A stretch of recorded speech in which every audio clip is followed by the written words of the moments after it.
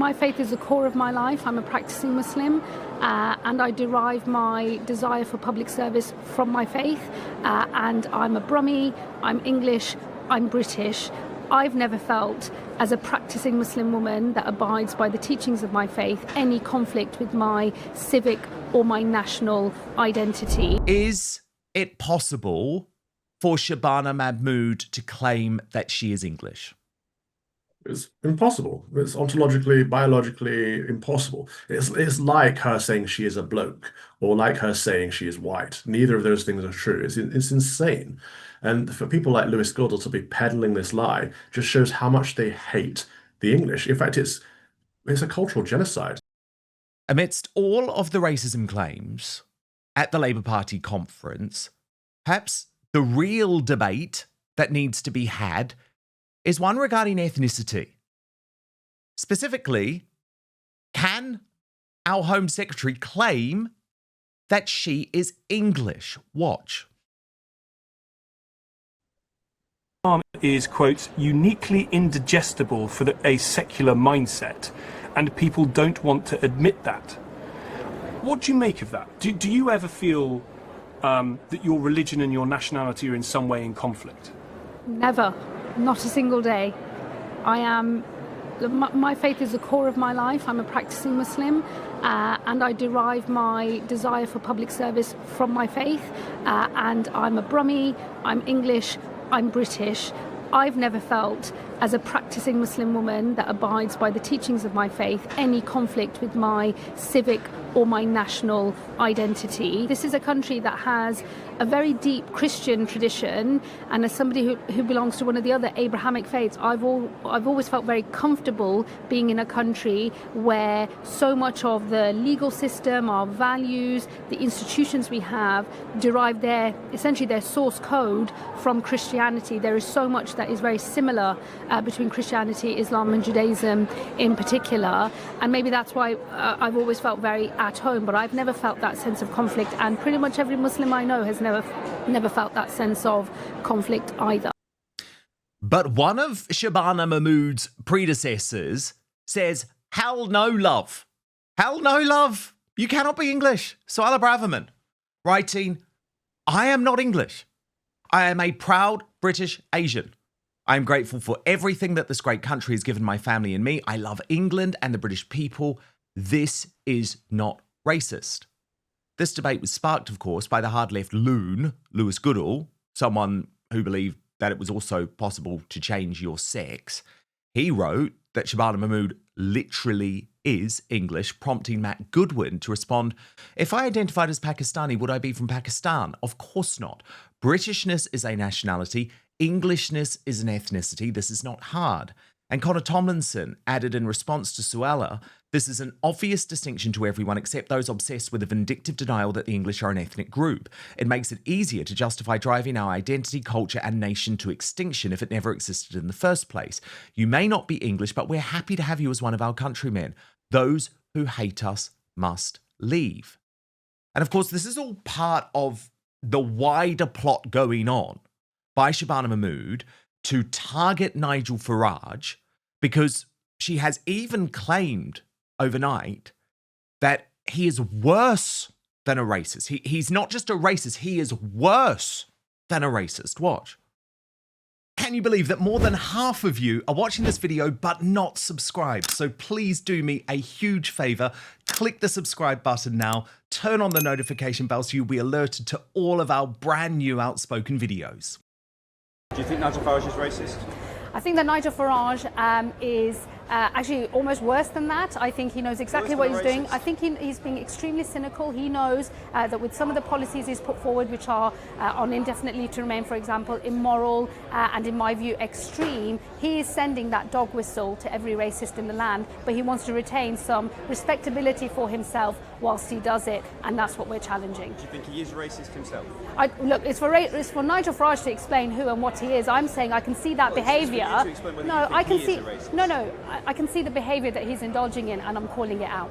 has this, really quite clever in its own way sort of trick where he is able to do a lean in towards something that looks and feels like it might be a bit racist. He always retains for himself a little space of plausible deniability, but what he's very good at doing is sending a signal, a dog whistle to every racist in the country that the policy he is talking about could have this other darker side, and we saw that with the indefinite leave to remain policy. If we're coming for people on ILR who think they've got status in this country, what's then to stop them from building outwards from that to say British citizens with a British passport who are our nationals but who might look like me also don't belong? Yes, so he's worse than racist because what he's saying could be seen as racist, looks a bit racist, gives a dog whistle to racism, but might not actually be racist.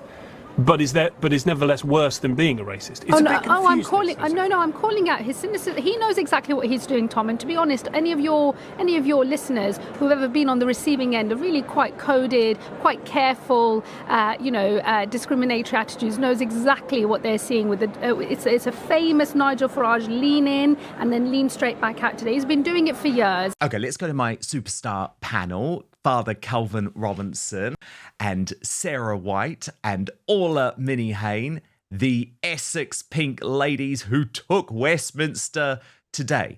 But Father Calvin, look, this is a really important question. Is it possible for Shabana Mahmood to claim that she is English? It's impossible. It's ontologically, biologically impossible. It's like her saying she is a bloke or like her saying she is white. Neither of those things are true. It's insane. And for people like Lewis Goodall to be peddling this lie just shows how much they hate the English. In fact, it's a cultural genocide. They want to remove or erase any English ethnicity. And that is the international definition of a genocide. And so it's dangerous language that these people are using. Englishness means something. The English ethnicity means something. And yes, anyone can gain well, not anyone, but people can gain British citizenship, as in they can become a British citizen, a British national, which is not even the same thing as a British ethnicity, which used to be a thing. Britons from Britannia, which is where the word Britain comes from, it's the Latin Britannia, were a people and have been a people long before England was even a place. But anyway, I digress. English is an ethnicity. Britain is a possible nationality. The two things cannot be conflated. Ethnicity means something. It means your culture, shared lineage and ancestry, shared language, shared faith. These are what the English people used to have. The English people used to be known as predominantly white, predominantly Christian, predominantly of this part of Great Britain, the southern part of Great Britain, the island of Great Britain. And that's, I say predominantly because there is some room for movement among those things. Of course there is, because everything is collective, but it cannot be erased, and we cannot say there is no such thing as English, or anyone can become English. You cannot become it because you have to have the lineage. And they'll say that's blood and soil. Yeah, blood and soil means something. You have to have a link to the place, to the soil itself. And you also have to have some blood, as in you have to have some tie, some ancestry, some heritage. These things are important. To paint them as otherwise is, again, ethnic cleansing, which is what these people are doing. It's genocide of the English people. 100%. And I mean, it infuriates me, given my own background. I was born in New Zealand, but I am English. My blood is English. My parents, my grandparents, my great-great-great-great-grandparents were all born in England. And it matters. I always knew I was English from the moment I was born, even though I wasn't born in this country. And so it really matters to me. And it wouldn't matter, by the way, Father Calvin, if I lived in Japan for 40 or 50 years, I would never be Japanese.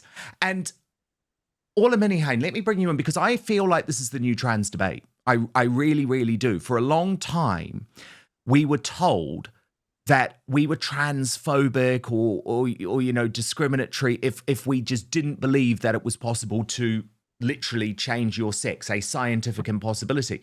And I feel like we're almost being gaslit in the same way now by Shabana Mahmood, because it's like, unless we agree that Shabana Mahmood is English, we are racist.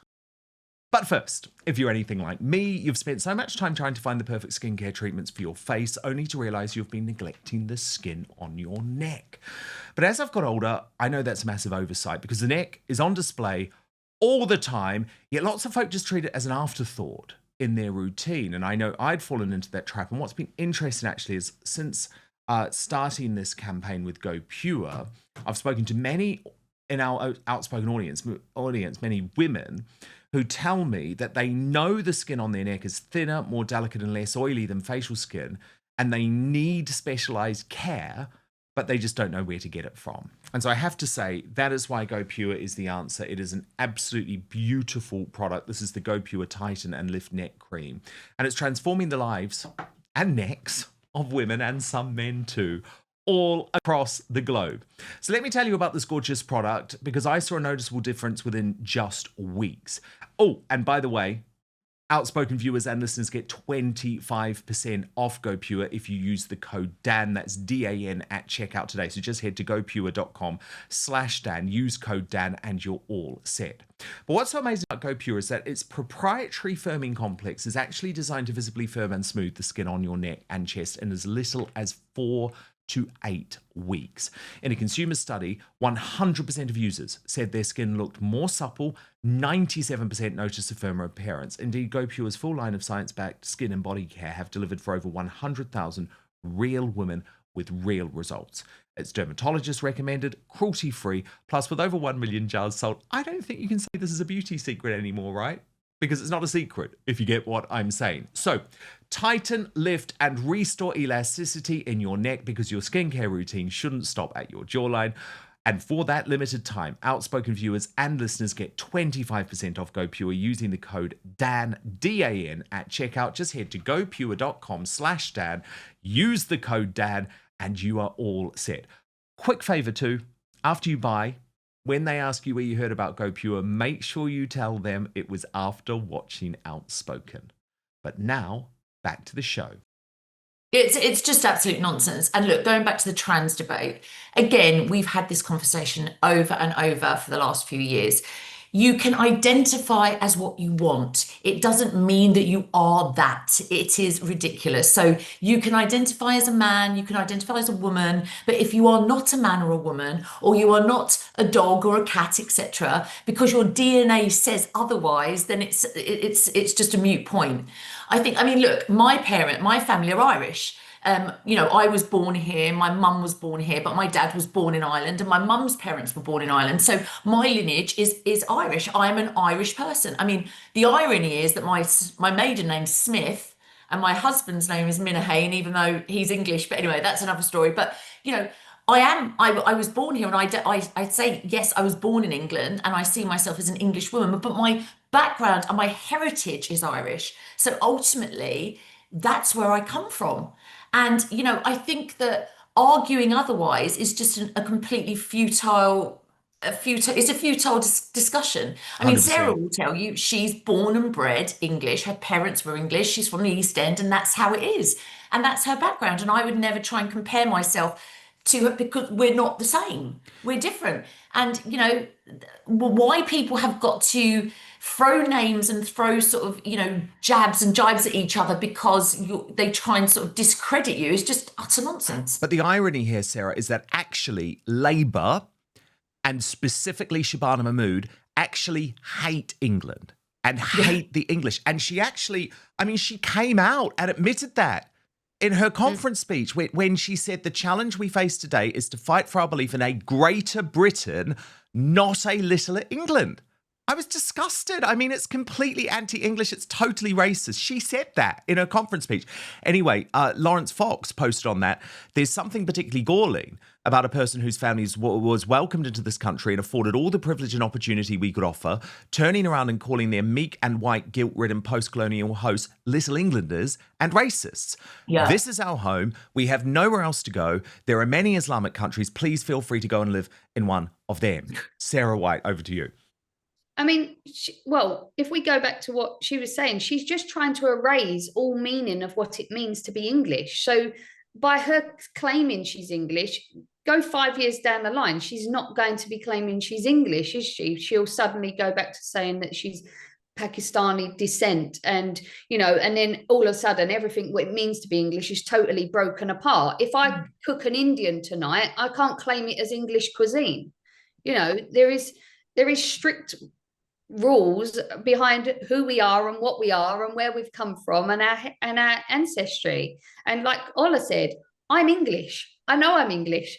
Further down the line, I have other, there would be Jewish in me, and then you look at my great grandmother, Russian, but it's very diluted. I am born and bred English, and so are both of my parents.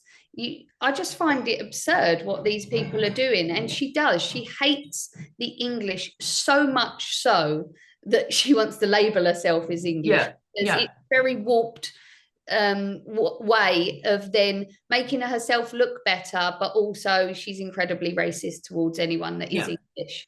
They want to eradicate English and Christianity, and they shame you. They shame you, these people, into feeling guilty. I mean, I said to you, my dad was Irish, but my dad came here when he was 16, and he got off the boat from Ireland with nothing, and he made a life for himself, and he was absolutely eternally grateful for that, and always said what a wonderful country England was and what it had done for him and done for his family, and he would never have a bad word said about England or an Englishman. And he said, my family were born here. This is my home. I made it my home at 16, and I've contributed my whole life into this country. Now that is absolutely, that's fine. That's perfect. He never denied that he was Irish, but he would always respect and had a great love for England and a great love for the royal family and everything that was British. It's the fact that these people have the audacity to, set up a life here or live here and bring their children here and then spend their whole entire existence completely disrespecting the British way of life. That is absolutely outrageous, and no wonder we all get so angry with them. I know we'll talk about later Narinda, the troll. She's another one. She says that she's going to move back to India. She's going to go. Well, go then. If you don't like it, then go. No one's stopping you. It sends me absolutely mental. These people, they're just so disrespectful, disingenuous, and they try and literally shame you into loving your country, loving your flag, and loving what we're about. And it's so wrong. Thank you so much for watching Dan Wootton Outspoken. Please click on my face just to the bottom left to subscribe to this brand new independent news source and turn on the notification bell so you'll be alerted to our brand new live shows, uncancelled interviews, and special royal episodes. Outspoken is also now available as a podcast, so you can listen to the show every weekday on the go, wherever you are.